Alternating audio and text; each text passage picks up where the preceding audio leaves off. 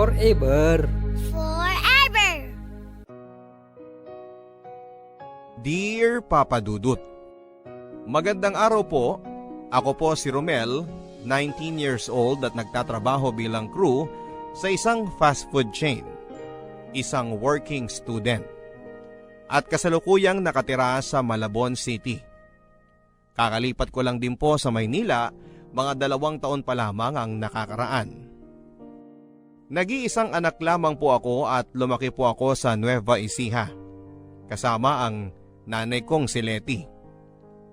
Si nanay naman po ay tubong Cebu, pero tumakas po siya sa kanila noong siya ay 16 years old pa lamang. Nagpa-Maynila at hindi na bumalik pa sa kanila. Kaya naman po nang ako ay lumaki ay hindi ko na rin nakilala ang iba pa naming mga kamag-anak. Ang tanging naging pamilya ko lamang po ay ang nanay ko.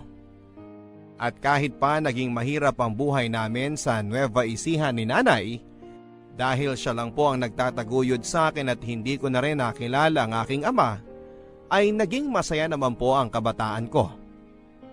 Maraming beses ko na rin pong naitanong kay nanay kung sino nga po ba ang aking ama.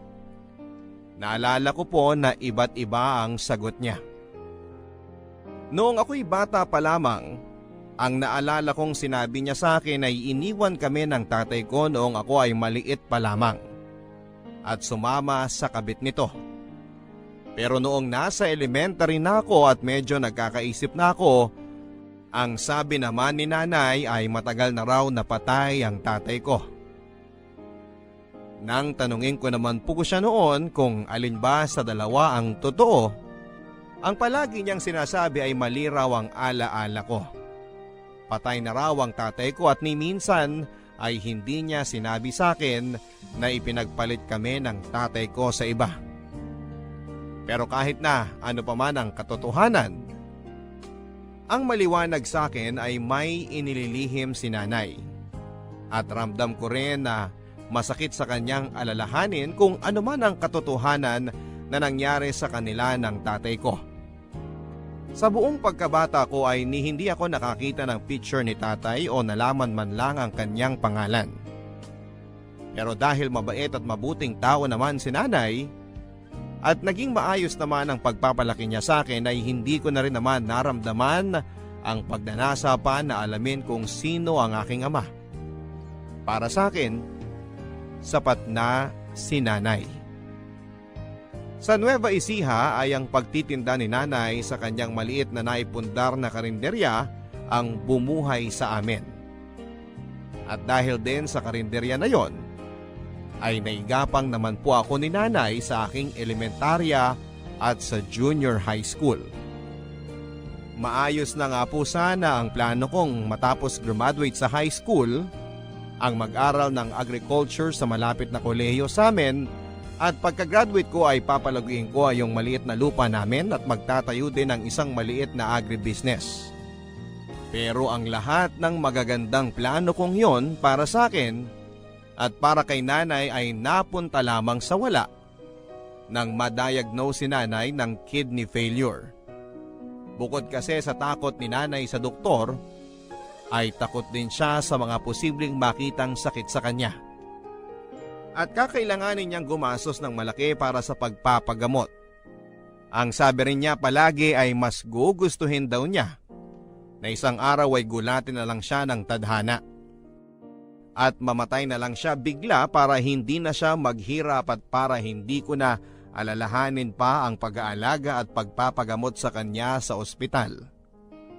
At gano'n na nga po ang nangyari, Papa Dudut.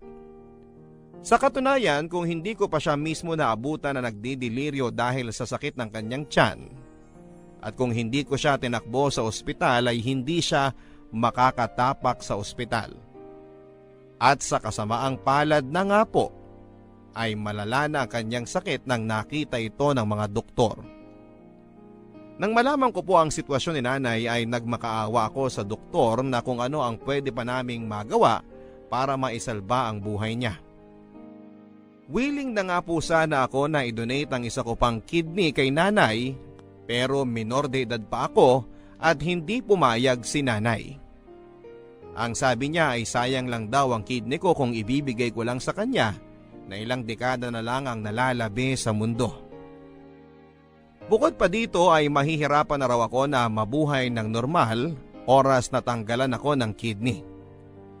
Mahirap po sa akin papadudot pero wala na rin po akong nagawa kundi ang damayan si nanay. At gawing komportable ang pakiramdam niya sa mga huling araw niya dito sa mundo. Nay, pumayag na po kasi kayo na ibigay ko ang isa kong kidney sa inyo. Kaya ko pa naman po eh. Romel, huwag kang makulit. Sinabi na ngang hindi na eh. Eh di, maghihintay na lang po tayo ng donor. Romel, anak, wag na. Bukod sa mahalang magagastos, hindi ko na yun mahihintay. Nay, huwag naman po kayong magsalita ng ganyan. Lakasan niyo po yung loob ninyo. Romel, anak, pabayaan mo na akong magpahinga. Nay, nakakainis naman po kayo eh. Hindi ko naman po kayo kayang pabayaan na lang ng ganyan. Hindi ko kayo kayang makitang nahihirapan kayo tapos ako walang magawa. Makinig ka, anak, ha?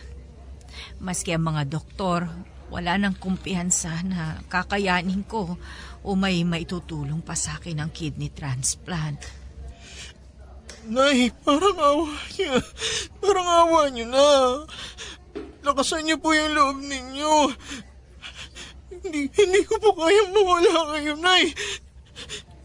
Romel, 16 anyos ako nung tumakas ako sa Cebu para pumunta ng Maynila at mabigyan ng sarili ko ng mas magandang buhay. 17 anyos ka na ngayon. Mas matanda ka na sa akin nung nagsarili ako. Kung kinaya ko, mas kakayanin mo. Lalo pat dahil sa tingin ko, mas naihanda naman kita na lumaban sa buhay. Hindi kagaya ng mga magulang ko na walang pakialam sa akin. Nay, natatakot po ako. Huwag kang matakot, anak. Palagi lang naman ako naririto. Natatakot po akong mag-isa, Nay. Romel, anak, bago ako pumanaw, sa tingin ko dapat ko nang ipagtapat sa iyo ang katotohanan. Ang katotohanan po na ano, Nay? Ang tungkol sa ama mo. Romel, yung sinasabi ko sa iyo nung batang-bata ka pa tungkol sa tatay mo, iyon ang totoo. Ano? Buhay pa ang tatay mo. Ramon ang pangalan niya. At totoo na iniwan niya tayo at ipinagpalit sa iba. Kung gusto mo siyang puntahan, nasa Maynila siya. Matatagpuan mo yung address niya sa Maynila kasama ng ibang mga papeles na nakatago sa disusi kong cabinet. Naroon din ang birth certificate mo. Nay, ayoko siyang puntahan. Ikaw ang kailangan ko, Nay. Nay, lakasan mo ang loob mo, Nay. Romel, anak, hindi na ako magtatagal sa mundo. At sigurado akong mauubos ang lahat ng naipundar ko sa pagbabayad lang dito sa ospital. Siguro nga'y mas makakabuti kung puntahan mo ang tatay mo. Singilin mo siya sa utang niya sa'yo. Sa atin, hayaan mo na suportahan niya ang iyong pagtatapos at pag-aaral sa kolehiyo. Pero ito ang tandaan mo, ha? Huwag kang pupunta sa kanya ng mahina ang loob. Kilala ko ang ugali niya, pati na ang babae at pamilyang pinili niya. At sigurado ako na ano't ano pa man ang mangyari, sila't sila pa rin ang pipiliin niya. Nay, parang awa niyo na. Huwag kayo magsalita ng ganyan. Huwag niyo akong habilinan. Huwag niyo akong iwan. Anak, itinago ko sa iyong tungkol sa iyong ama sa loob ng napakahabang panahon dahil galit ako sa kanya. At isinumpa ko sa sarili ko na habang kaya ko, hindi ako lalapit at hihingi ng tulong sa kanya. itataguyod kita ng mag-isa. Pero dahil mawawala na ako, siya na lang ang natatanging paraan para makamit mo ang mga pangarap mo. Nay! Please, parang awa niyo na. Huwag kayo magsalita ng ganyan. Gagaling pa kayo, Nay. Lakasan niyo lang ang loob ninyo. Ayos na ako, Romel. Papagpahingahin mo na ako, ha? Anak, naging mahirap man at mapait ang tadhana sa akin. Sulit naman ang maikling panahon na nanalagi ako sa mundo dahil naging anak kita at nakasama kita sa huling mga taon ng buhay ko.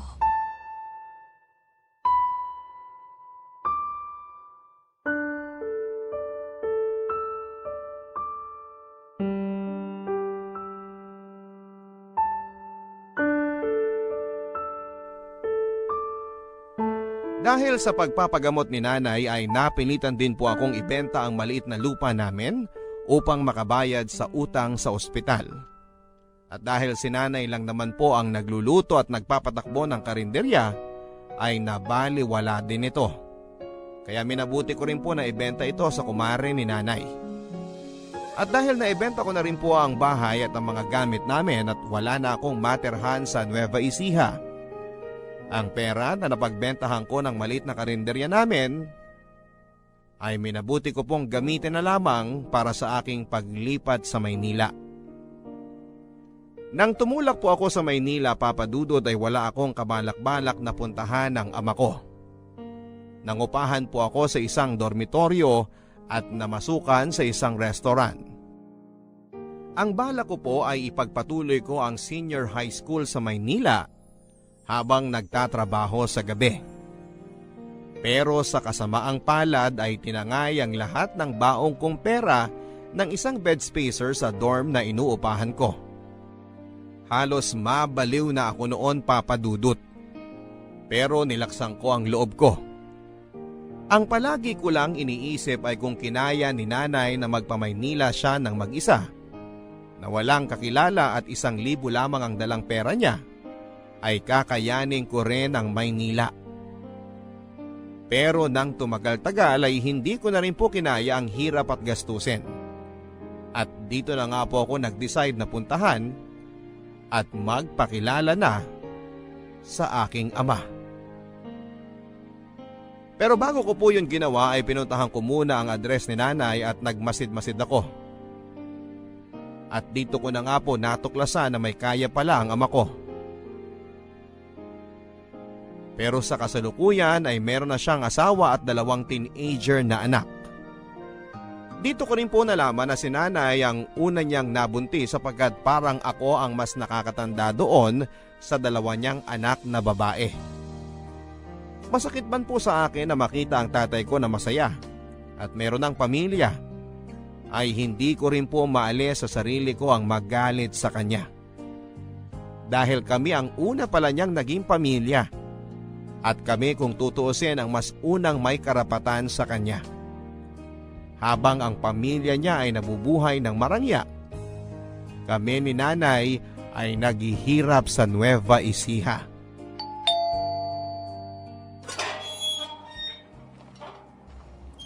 Ano yon?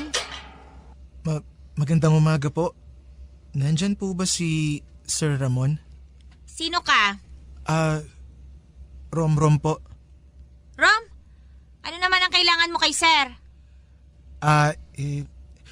Gusto ko lang po sana siyang makausap. Tungkol saan? Tungkol po sa trabaho po.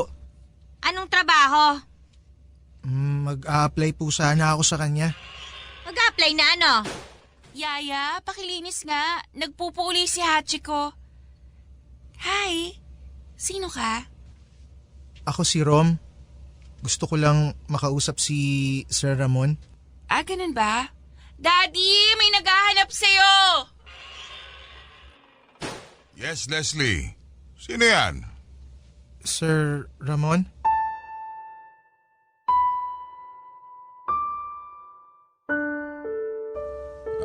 Leslie. Sige na. Doon ka na muna sa kwarto mo. May pag-uusapan lang kami. Romel ka mo ang pangalan mo? Opo, sir. Patay na po si nanay. Sino ba ang nanay mo? Si Letty po. Leticia. Doon tayo sa labas.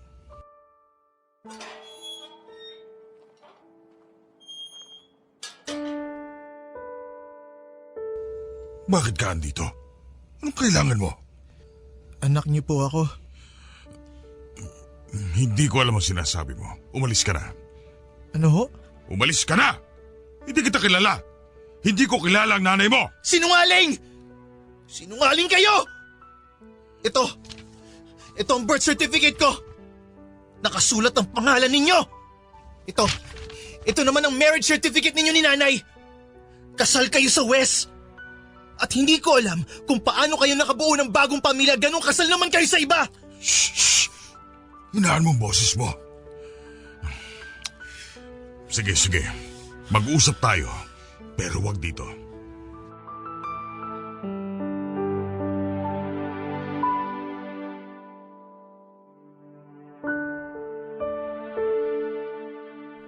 Nag-usap kami ni tatay ng pribado sa isang coffee shop ng hapon na yon, Papa Dudut. At sa pag-uusap na yon ay medyo nakuha ko na may kabulastugang ginawa si tatay. Sa aking pagtatanong sa kanya ay doon ko po napagtanto na mukhang pineke ni Itay ang papeles niya, kaya sila nakapagpakasal ng kasalukuyan niyang asawa na si Marjorie.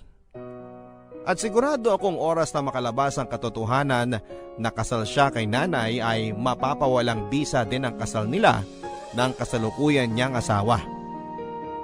Sa halip na magkaroon ako ng lukso ng dugo at amor sa aking ama, ay kabaliktaran pa ang naramdaman ko sa una naming pagkikita, Papa Dudut.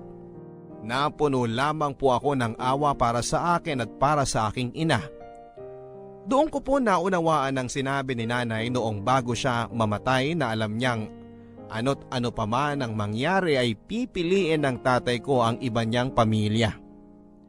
At ang masaklap noon ay hindi dahil sa mas mahal niya ang kasalukuyan niyang pamilya, kundi dahil makasarili siya at duwag siya. Duwag siya na harapin ang kanyang mga problema, kagaya ng pagkaduwag niya na panindigan kami ni nanay. At nalungkot din po ako para sa sarili ko, Papa Dudut.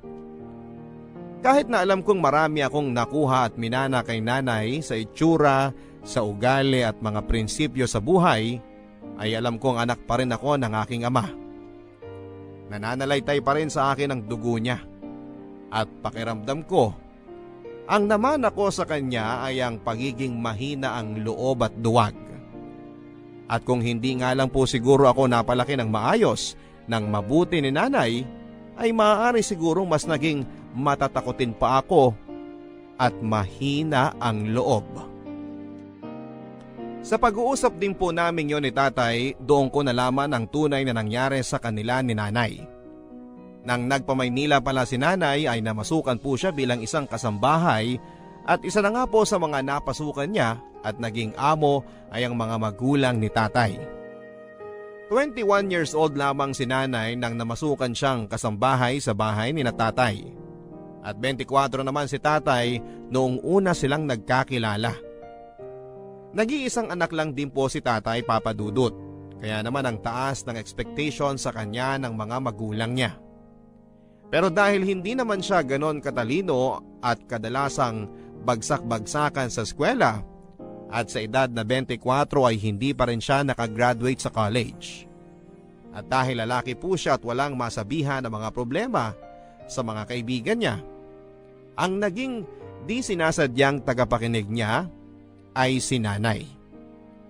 Dahil po sa mga pag-uusap nila at sa paglabas-labas ng mga problema sa buhay ni tatay kay nanay, ay naging magkaibigan sila. Pero dahil nga po katulong lamang si nanay sa kanila, ay itinago nila ang kanilang relasyon. At nang nabuntis na nga po ni tatay si nanay, ay nagpasya po sila na magtanan bago pa man maging kapansin-pansin ang pagbubuntis ni nanay sa mga magulang ni tatay. At nang nagtanan sila, ay agad din silang nagpakasal sa West.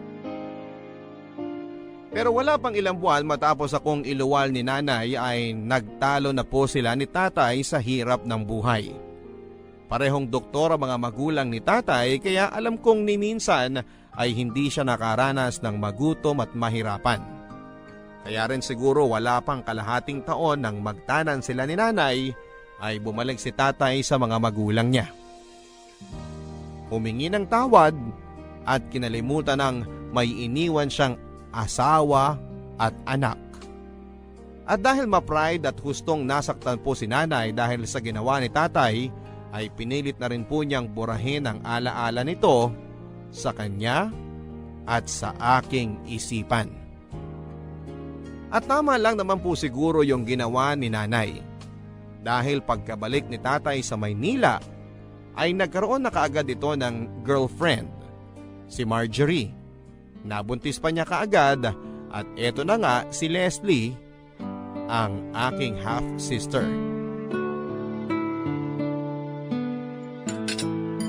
Marjorie, girls, meron ako ipapakilala sa inyo. Hey! Ikaw si Ram, di ba? Andito ka lang nung isang araw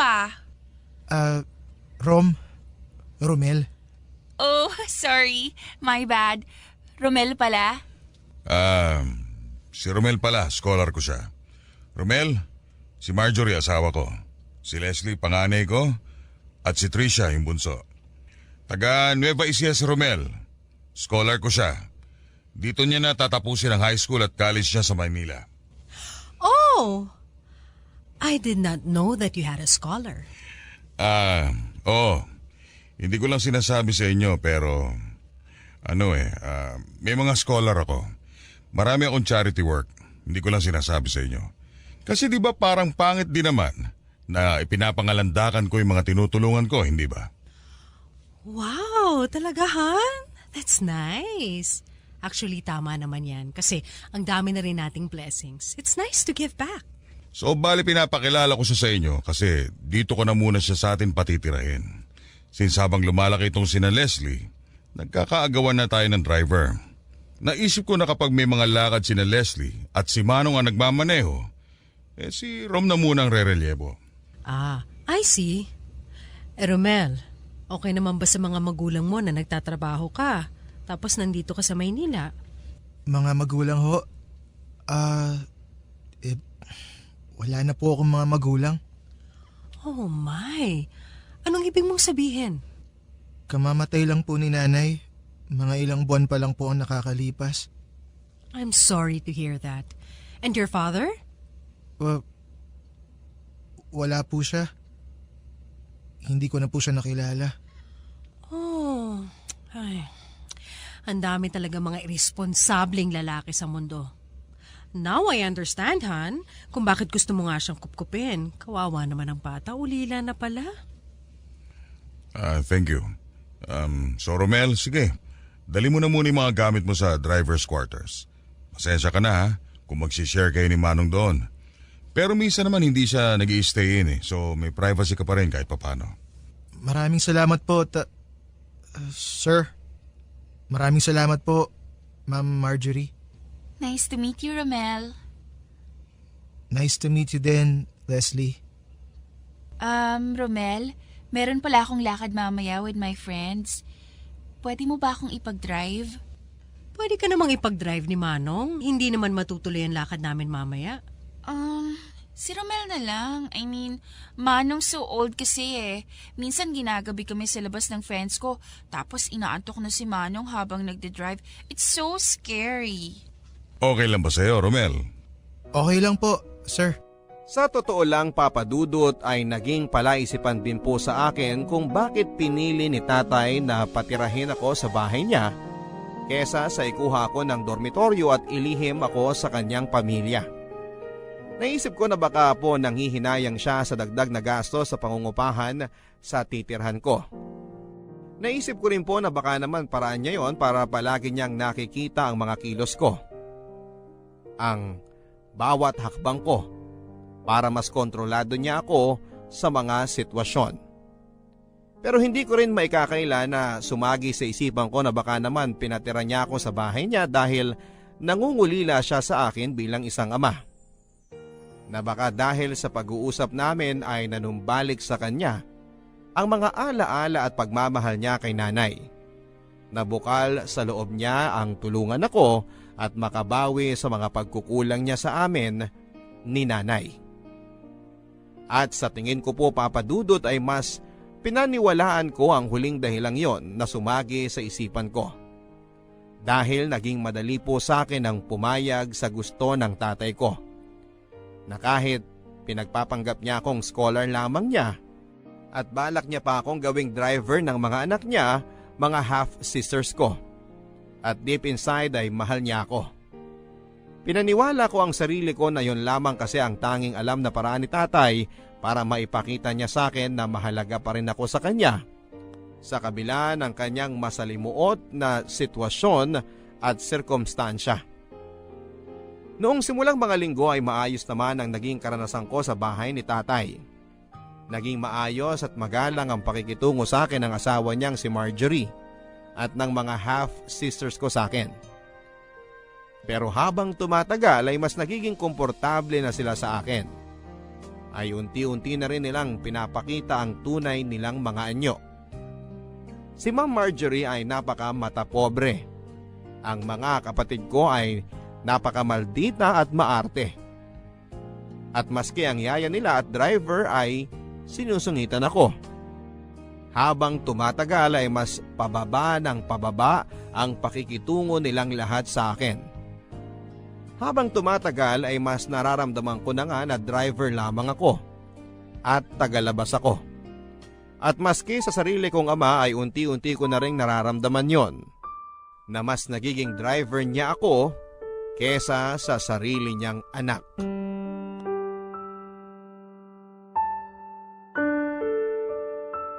Oy, Ramel! Ikaw na nga maglabas niyang basura. May ginagawa ako dito. Sige po. Romel! Shh! Birthday na kumpare ko mamayang gabi. Ikaw na muna maghatid kay Ma'am Marjorie. Naku, kuya, paano po kaya yan? May exam po ako bukas eh. Pabayaan mo na yung exam na yan. Tandaan mo, ang prioridad mo ay yung kapakanan ng mga anak ni na Ma'am at Sir. Dahil kung di naman sa mga magulang nila, hindi ka rin naman makakapag-aral. Sige po, ako na po ang bahala. Yan. Ganyan dapat. Oy, Ramel! Ano ba naman yan? Nakaalis na yung truck ng basura. Hindi mo pa nailalabas yung mga basura dito. Romel, sumama ka pala sa akin mamaya dahil may event kami sa sports club. Ipagdadrive ko po kayo, ma'am? Oo, ipagdadrive mo ako tapos umalalay ka na rin sa akin. O nga pala, magbihis ka ng maayos ha? Paano pong maayos na bihis? Basta ayoko nang naka-shorts o tsinelas lang. Nakita mo yung mga alalay ng mga amiga ko doon sa sports club, hindi ba? Mga mga mababango lahat at nasusweldohan ng tama. Dapat ganun ka rin.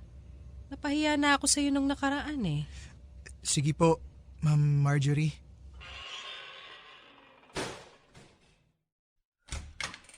Yaya! Ay na naman mag-flush ng toilet! Umapaw na naman! Hoy, Ramel! Ikaw na nga umasikaso ng baradong kubeta! Sinubukan ko na po yung ayusin. Tubero na po ang dapat na tumingin doon. Wala nga tubero, So anong gagawin natin? Sino maglilinis doon? Ako pa rin ba ang sasalok ng mga dumi doon? Kita mo nga naghahanda ako ng pagkain at tanghalian natin. Ikaw na maghanap ng paraan para malinis yon dahil ikaw naman ang walang ginagawa.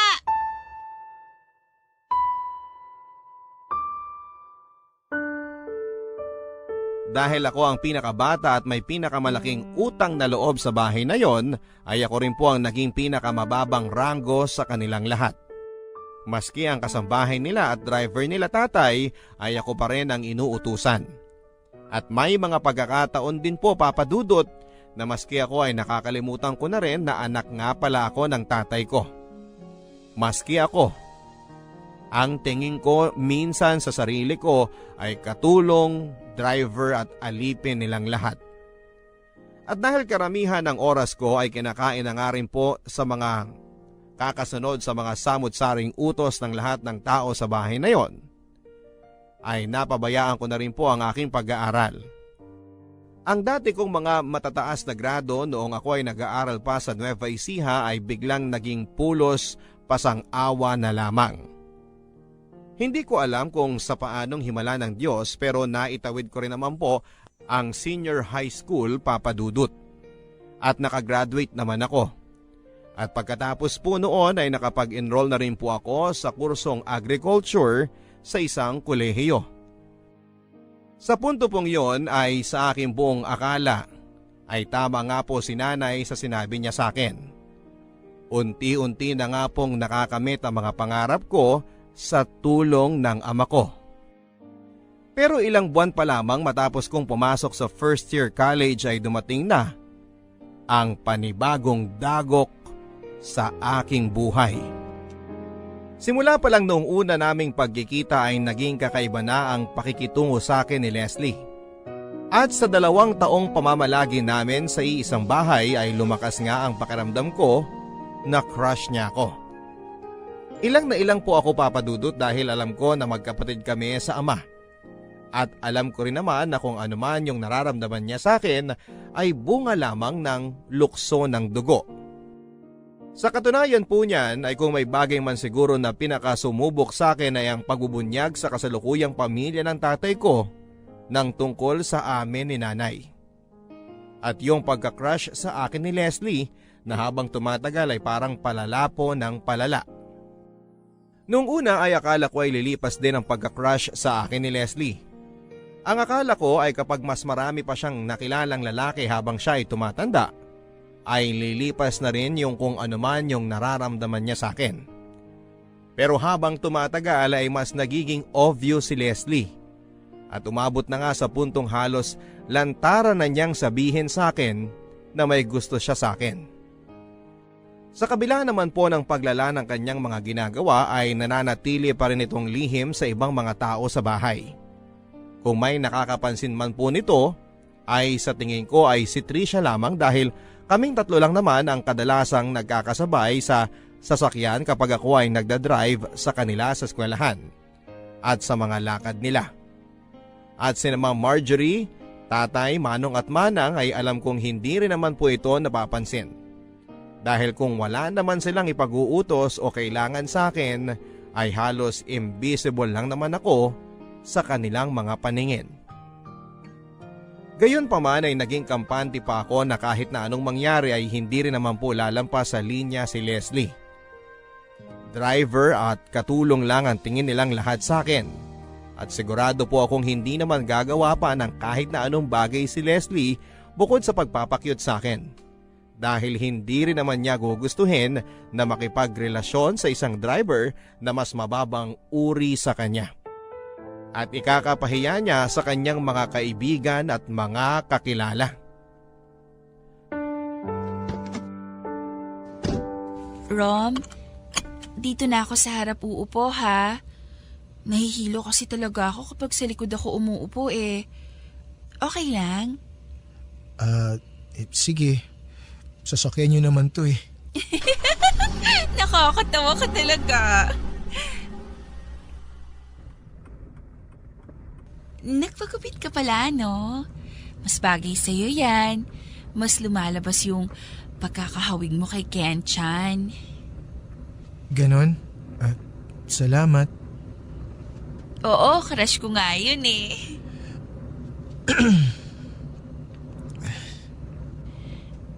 So, kumusta naman yung first week mo sa college, Rom? Okay naman. Masaya naman. Ay, ako rin magka-college na, 1 taon na lang. Pero hindi ko pa rin alam kung anong course yung kukunin ko. Bakit? Ayaw mo ba ng political science? Di ba yun ang pinakukuha sa'yo ng mami mo? Political science, tapos law school. Mukha bang gusto kong maging abogado? Ano bang gusto mo na gawin na pangmatagalan? Yung kahit na hindi ka bayaran, gagawin mo pa rin dahil gusto mo yung ginagawa mo? Hindi ko alam eh. Parang gusto ko lang maging housewife. Ang bata mo pa para maging housewife? 18 na ako, no? Si Juliet nga 13 years old lang nung itinana ni Romeo. Tingnan mo naman kung anong nangyari sa kanilang dalawa. Alam mo, dapat maging comedian ka eh. Siguro ang saya-saya niyo palagi ng girlfriend mo. May girlfriend ka na ba, Rom? Wala pa. May nililigawan ka na? Wala pa rin. Ha? Bakit naman? Crush, siguro naman meron. Oo. Siyempre. Sinong crush mo? Si Julian San Jose. Hindi artista, yung normal na tao. May kaklase ako na cute. Ayun. Anong itsura niya? Ayun nga. Hawig niya si Julian San Jose. Paikot-ikot lang eh. Alam mo, ang sabi nila, hawig ko rin daw si Julian. Huh? Ang layo ah. Puisit ka?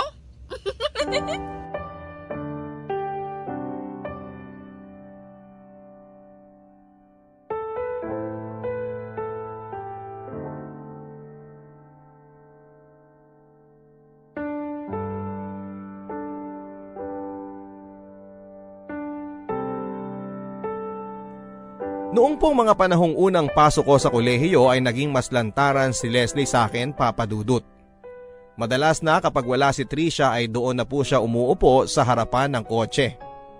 Katabi ko sa driver's seat. At noong tumatagal pa ay maski kay Trisha ay hindi na rin siya nag-iingat. Sa harapan pa rin po siya umuupo, katabi ko. At kapag pinagdadrive ko siya o kapag magkasama kami ay madalas na napupunta po ang usapan namin tungkol sa love life. Nakadalasan nga po ay nauuwi na po sa pagtatanong niya tungkol sa personal kong buhay. Kung ano po yung mga gusto ko sa babae at kung sino-sino na nga po ang mga naging girlfriend ko. At kahit na isang tanong, isang sagot lang po ang ibinibigay ko kay Leslie ay hindi po siya naaapektuhan dito. Patuloy lang siya sa pag-iimbestiga at pagtatanong sa mga personal na detalye sa buhay ko, Papa Dudut. At napapansin ko nga po na kung ano man ang impormasyon na ibigay ko sa kanya, halimbawa ay yung nabanggit ko sa pag-uusap namin na madasalin yung daddy kong GF sa Nueva Ecija, sa mga susunod na araw ay magiging ganun din siya. Naging biglang deboto na siya sa isang santo sa simbahan. At nang banggitin ko pa na gusto ko sa mga babae ay yung hindi masyadong nagmi-makeup ay pansin ko nang sa mga sumunod na araw ay binawasan na rin niya yung kadalasan niyang inilalagay na makeup.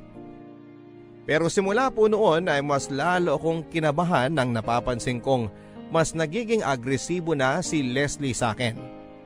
Yung mga inosenteng tanong niya tungkol sa nakaraan ko, sa love life ko, sa mga tipo kong babae ay unti-unting nauwi sa mga tanong na sexual. Hirap na hirap po ako noon kung ano ang gagawin ko. At ilang na ilang kapag kinakambyo na po ni Leslie ang usapan noon.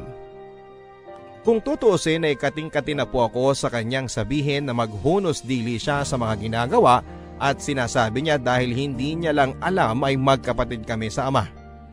At sa puntong yon ay naramdaman ko na rin po, Papa Dudut, bilang na mga araw nakakayanin kong manatili sa bahay na yon o nang hindi sinasabi sa kanya ang katotohanan.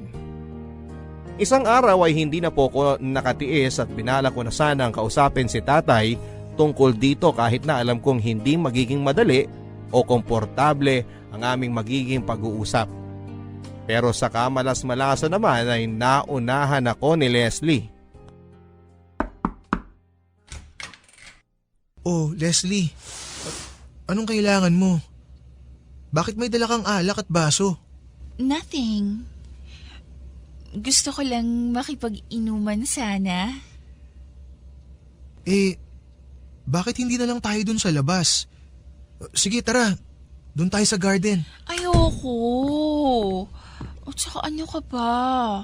Di nakita ni na mami na umiinom ako ng beer, tapos ikaw pa yung kainuman ko. Bakit mo ba gustong uminom? May problema ka ba?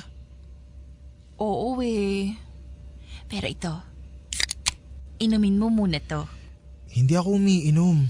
Sinungaling ka, alam kong umiinom ka, Romel. Sige na. Gabi na, Leslie. Maaga pa ako bukas. Sige na, please. Isang beer lang, promise. Ay, sige na nga. Umupo ka naman. Mukha kang tanga dyan nakatayo sa sulok habang nakikipag-inuman sa akin. Ano ba kasing problema mo? Ganito kasi yun. May lalaki kasi. Gustong gusto ko. Pero ang problema, parang di naman niya ako gusto. Sus, wag mo masyadong dibdibin yun. Marami ka pang makikilala na lalaki sa buhay mo. Pero ayoko ng ibang lalaki. Ang gusto ko siya. Siya lang. Paano yun? Sinabi mo nga, hindi ka naman gusto. Hindi mo naman pwedeng puwersahin yung tao na magustuhan ka. Ano bang problema sa akin, Romel? Pangit ba ako? Sexy naman ako, diba? Ang dami naman nagkaka-crush sa akin.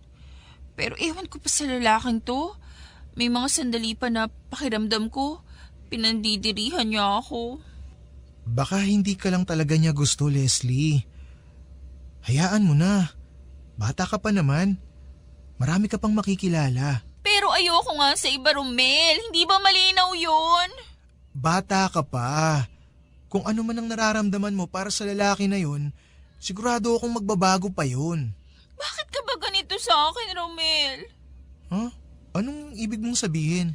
Romel, minsan hindi ko alam kung tanga ka o nagtatanga-tangahan Hindi ko maintindihan ang sinasabi mo. Hindi ba malinaw, Romel? Ikaw. Ikaw ang gusto ko. Ikaw lang.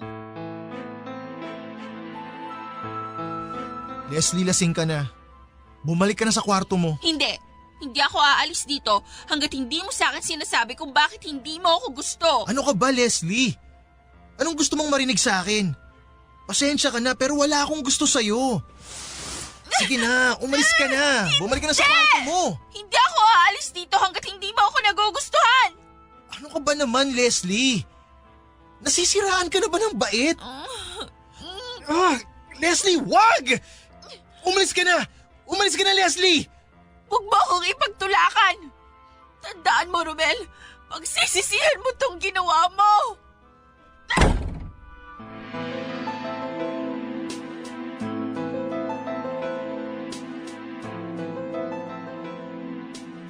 Kinabukasan matapos po ng insidenteng yon ay pinalabas ni Leslie na ninakawan ko siya ng cellphone nang iniwan niya ang bag niya sa sasakyan. Kinumpronta po ako ni Ma'am Marjorie at syempre tinanggi ko ang ibinibintang sa akin ni Leslie. Pero dahil na rin po sa pagtanggi kong yon ay mas nagalit sa akin si Ma'am Marjorie dahil pinapalabas ko raw na sinungaling ang anak niya. Bakit naman daw sasabihin ng anak niya yon? Ano raw ang mapapala ni Leslie sa pag-frame up sa akin na nagnakaw ako? Ano naman daw ang mapapala ni Leslie sa akin? Gayong driver lamang ako at mahirap lamang ako. Maski sina Manong at Manang ay nagbitiw na rin ng masasakit na salita sa akin. Wala daw akong utang na loob. Matapos raw akong kupkupin na mag-asawa at pag-aralin ay ganun pa raw ang igaganti ko sa kanila.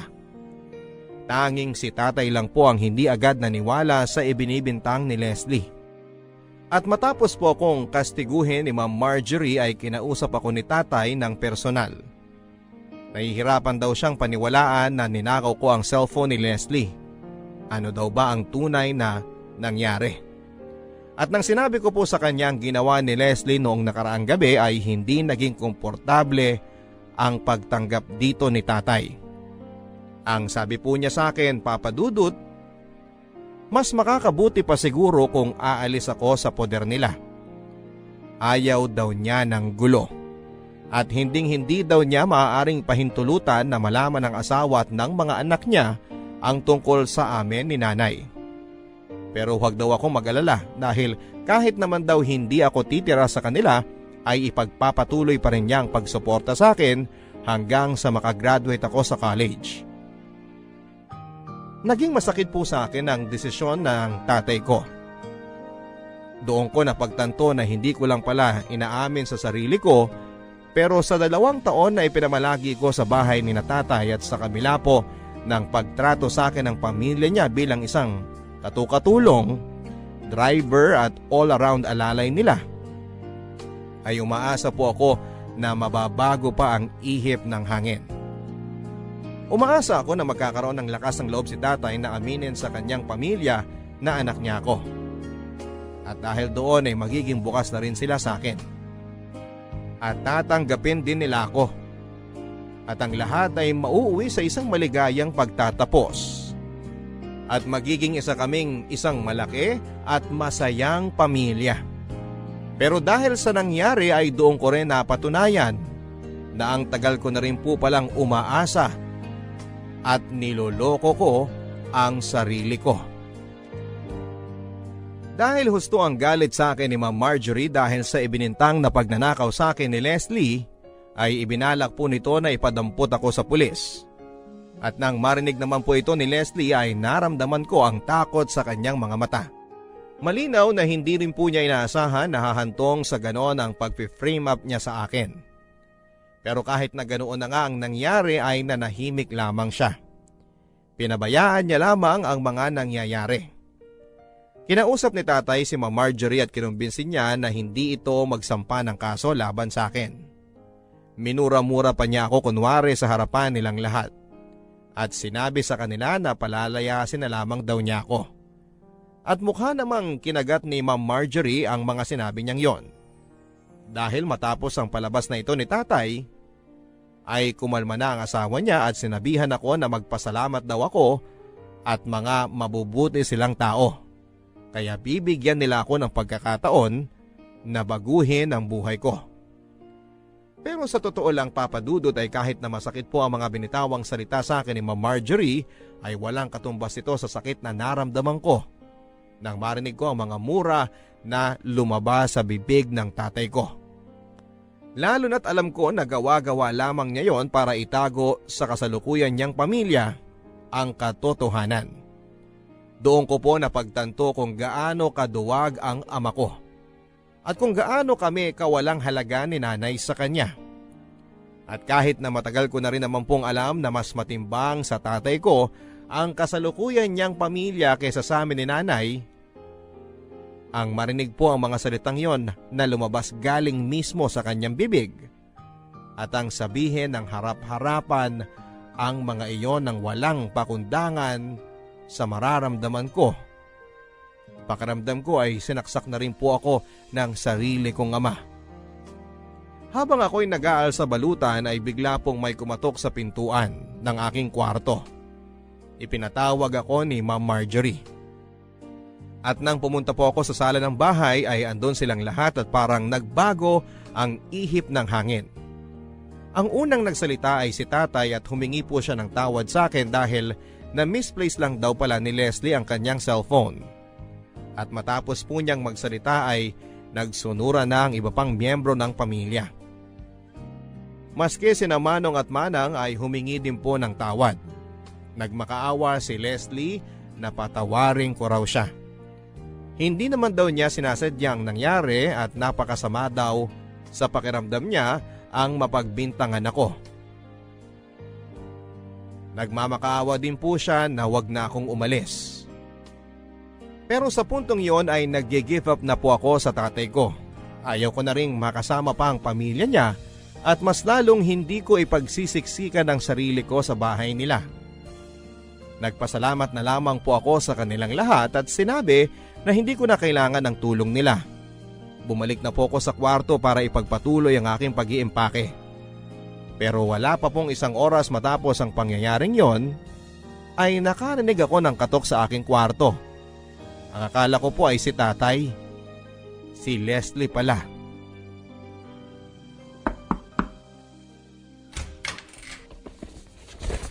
Leslie, anong ginagawa mo rito? Romel, please. Parang awa mo na.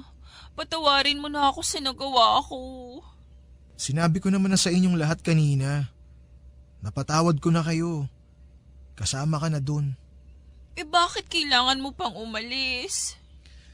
Leslie, matapos yung nangyari, hindi na ako pwedeng manatili dito. Bakit? Ganon na lang ba yung pandidiri mo sa akin? Ganon mo ba ako kaayaw na kailangan mong umalis pa? Leslie, basta. May dahilan ako. Romel, makinig ka. Alam ko naman eh. Gusto mo rin ako. Ano? At paano mo naman naisip yan? Kasi mabait ka sa akin. At saka minsan nahuhuli kita, nakatingin ka sa akin. At alam ko na ang tingin na yon, hindi lang pang kaibigan o amo. Tingin yun ng taong may pakialam. Ng taong may nararamdaman. Leslie, minsan sa buhay ng tao, nakakakita tayo ng mga bagay na kahit wala naman, akala natin meron. At pinagpipilitan pa natin na meron talaga. Dahil ang mismong pagkatao natin ay ang may pagkukulang. Hindi ko maintindihan ang sinasabi mo. Ang alam ko lang, sigurado ako sa nararamdaman ko. Leslie, parang awa mo na. Pabayaan mo na ako. Kakalimutan ko na lang yung ginawa mo. At lahat ng nangyari. Okay? Hindi ko kaya, Romel. Please, parang awa mo na. Huwag kang umalis. Hindi ko kaya na wala ako. Leslie, ano ba? Pakiusap naman. Romel, okay lang naman sa akin eh. Kahit driver ka lang. Kahit na mahirap ka lang at hindi tayo magkalibel. Ano? Leslie, anong bahagi ba ng hindi? Wala akong gusto sa'yo ang hindi mo maintindihan. Alam mo, kung tutuusin dapat nga magpasalamat ka eh. Dahil kahit na driver ka lang at ganyan ka, nagustuhan kita. Na ikaw ang pinipili ko. Ang daming iba dyan, nagkakandara pa sa akin, pero ikaw na dugyot at probinsyanong nagustuhan ko. Ang kapal ng mukha mong basti din ako. Leslie, pakiusap naman oh. Kinikilabutan ako sa mga lumalabas sa bibig mo. Padaanin mo na nga ako. Hindi! Hindi ako aalis dito hanggat hindi mo ako hinahalikan. Ha? Doon natin malalaman kung wala ka talagang gusto sa akin. Sira na ba yung ulo mo? Tumabi ka na kasi! Hindi nga eh. Layon mo nga ako! Nakakadiri ka! Leslie, magkapatid tayo! Ano? Leslie, magkapatid tayo sa ama. Kuya mo ko. Anak ako ni Leticia. Ang dating katulong ng lolo at lola mo. Ano? Ano yung sinasabi mo? Nagsisinungaling ka. Sasabihin mo talaga kahit na ano para maipagtabuyan lang ako, no? Leslie, nagsasabi ako ng totoo. Magkapatid tayong dalawa. Kasal ang tatay mo sa nanay ko. Hindi yan totoo! Hindi yan totoo! Ito ang marriage certificate ng nanay ko at ng tatay natin. Hindi! Hindi ito totoo! Leslie, kahit punitin mo pa yan, marami akong kopya niyan. May kopya rin ng gobyerno. Hindi na mababago ang nakaraan. Leslie, yung nararamdaman mo sa akin, hindi yan romantic love. Lukso ng dugo yan.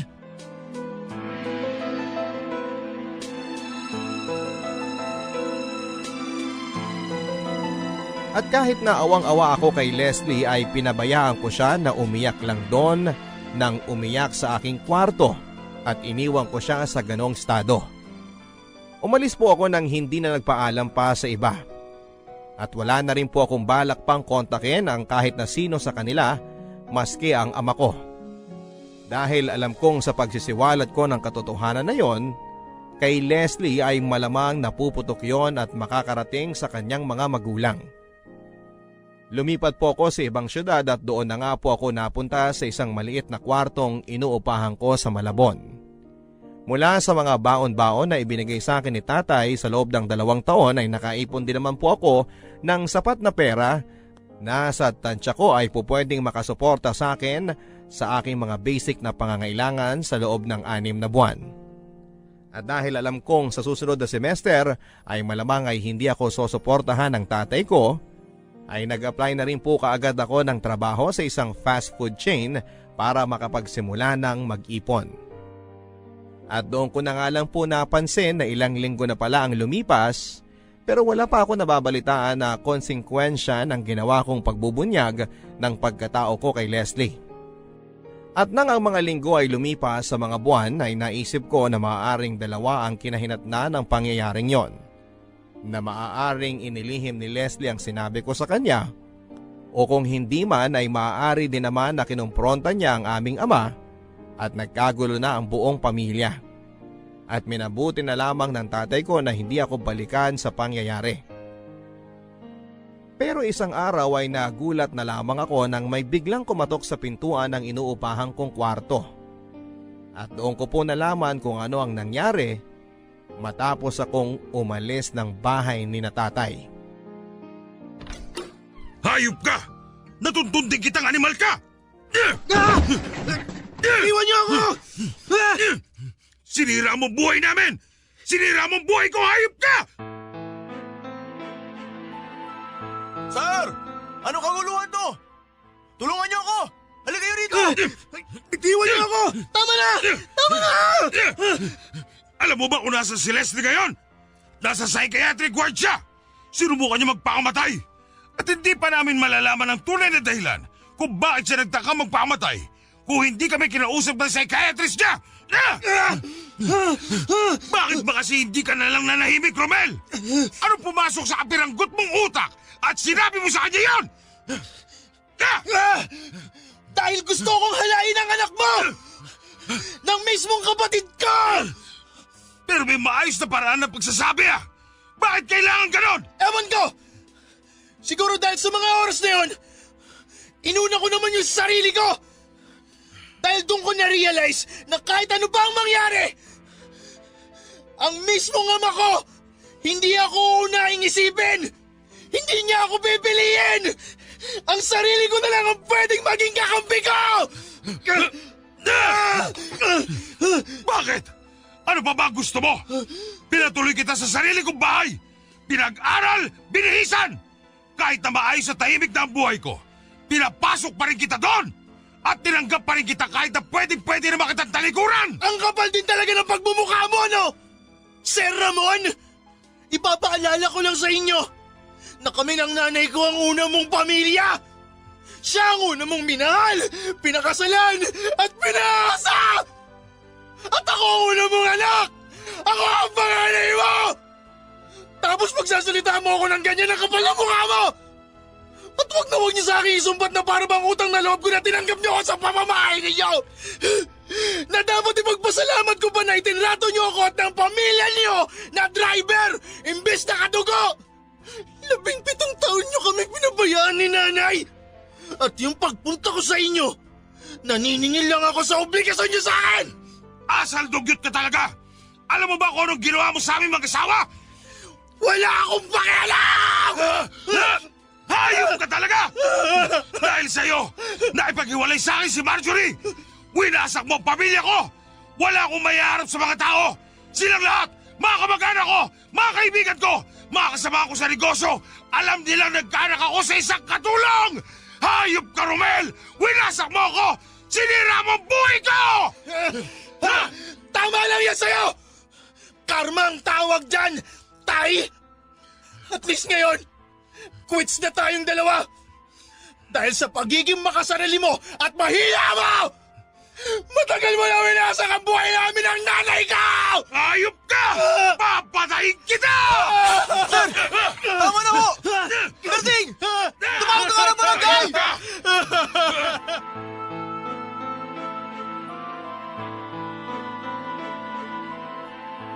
Dinala po kami ni tatay sa barangay Papa Dudut.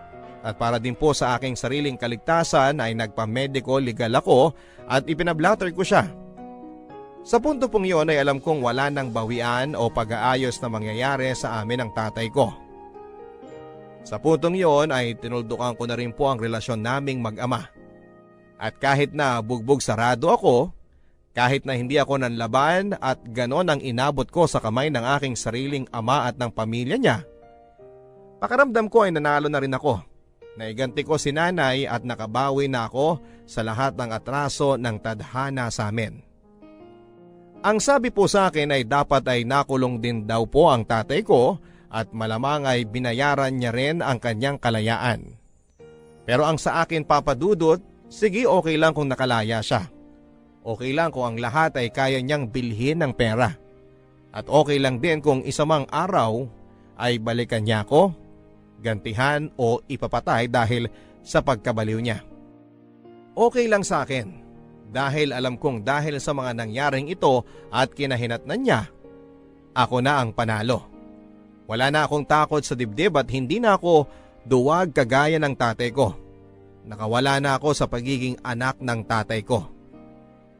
Pero aaminin ko sa inyo, Papa Dudut, habang tumatagal na humuhupa na ang galit sa aking puso, paminsan-minsan ay naiisip at naaawa din ako sa sinapit ni tatay pati ng kanyang pamilya. Lalong-lalo na si Leslie. Oo, naging malupit nga sila sa akin. Naging matapobre sila. Pero alam ko namang naging ganon lang sila dahil may mga naging pagkukulang din siguro ang mga magulang nila sa pagpapalaki sa kanila. Mga biktima lang din sila ng sirkumstansya. At ang pinakamatinding trahedya sa kanila ay kahit na siguro ano pang dagok ang abutin nila sa buhay ay hindi sila matututo ng mga dapat nilang malaman. At habang buhay na silang magiging ganon kababaw, kakitid ang utak, makasarili at mananatiling ignorante sa realidad ng mundo at sa mga sarili nilang kondisyon hanggang sila ay mamatay. Sa ngayon po, Papa Dudut, ay pinagbubuti ko na lang po ang aking pag-aaral at pagtatrabaho. Mahirap, pero matapos po ang lahat ng dinanas ko, alam kong kakayanin ko. Hindi man po ako nasuportahan at nakitang nakapagtapos ng kolehiyo ni nanay, at kahit na wala na akong suporta sa aking ama, ay hindi ko po yun pinoproblema. Dahil ako na mismo ang tutupad sa aking mga sariling pangarap. Total, mag-isa na lamang ako at wala nang ibang makakapitan kundi ang Diyos at ang sarili ko. At sana po, Papa Dudut, ay kahit papaano ay meron akong na-touch na mga nakikinig po sa inyo. At sana po ay nakapagbigay ako ng konting lakas at inspirasyon lalo na doon sa mga ulila na. At doon sa mga nagsisimula pa lamang lumaban sa buhay ng mag-isa. Ang inyong kapuso at kakampi, Romel. Forever.